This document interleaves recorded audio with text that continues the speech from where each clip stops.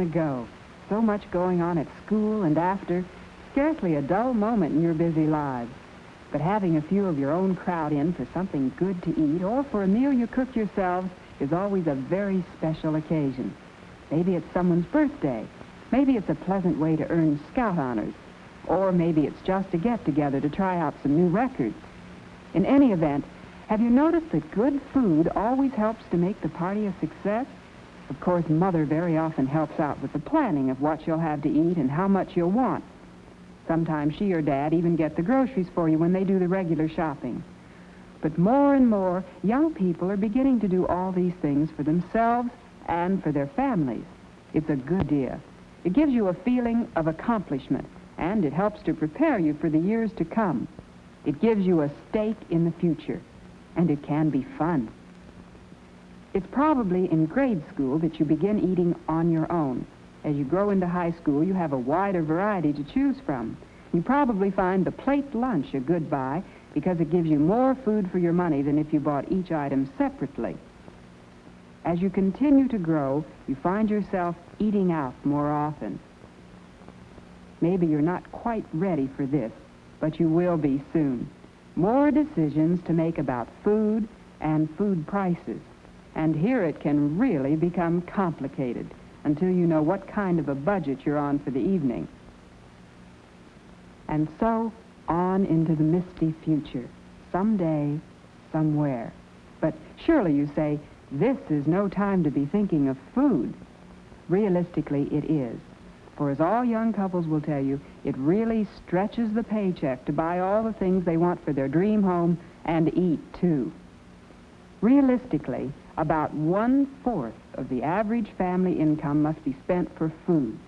So you can see why it's important for all of us to try to get more food for our money, and why it's not too soon for you to begin learning about it. As Mother will tell you, all this begins in your own kitchen at home, checking supplies on hand so as to include them in menu planning and avoid waste. Mother plans meals for at least one day as a whole, or better still, for 2 or 3 days at a time, thus saving money and keeping variety in each day's meals. Now, most nutritionists agree that for good nutrition, about 1/4 of the daily food budget should go for milk and milk products.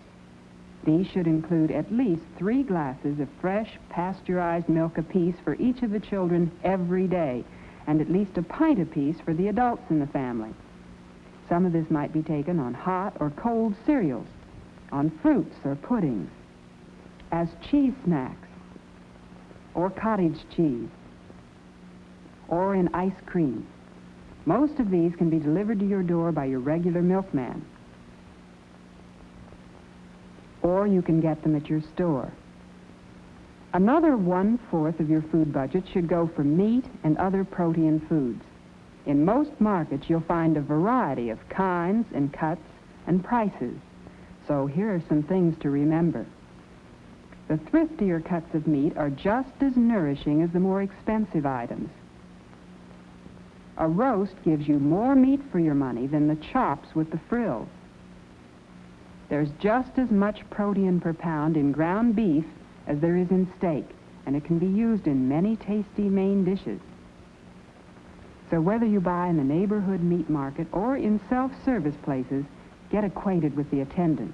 He or she can often give you a tip on a money-saving purchase for the day. Thrifty homemakers will plan to add variety and economy to their menus by serving other protein foods, such as fish, fresh, frozen, or canned, poultry, eggs, cheese, legumes, which are dried beans and peas. When you use legumes as a meat alternate, add an extra glass of milk to the meal. Now for our third 1/4 of the food budget, fruits and vegetables. Here again, food processors and merchandisers bring us variety the year round. A good rule to follow is to look for fresh fruits and vegetables in season because they have more flavor and are cheaper then. But even in season, it's wise to check the canned and frozen varieties for comparative values.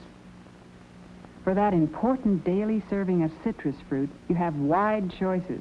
For most processed foods today have like fresh flavor and food value.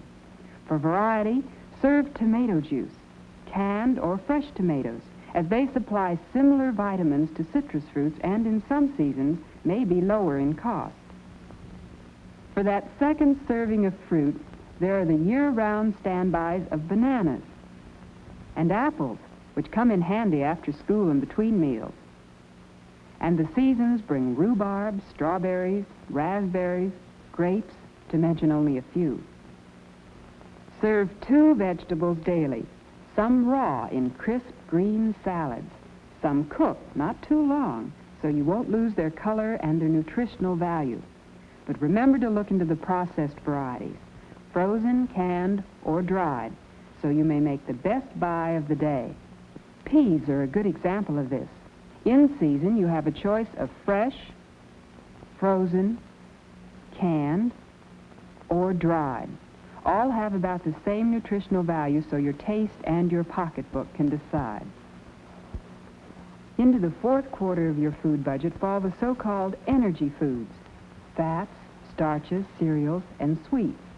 Whole grain cereals are the mainstay of the thriftiest budgets because, in addition to energy, they add needed vitamins and minerals. Fats add some vitamins, flavor, and satiety value to the diet. Along with starches and sweets, they're classed as energy foods. Calorie counters watch this group.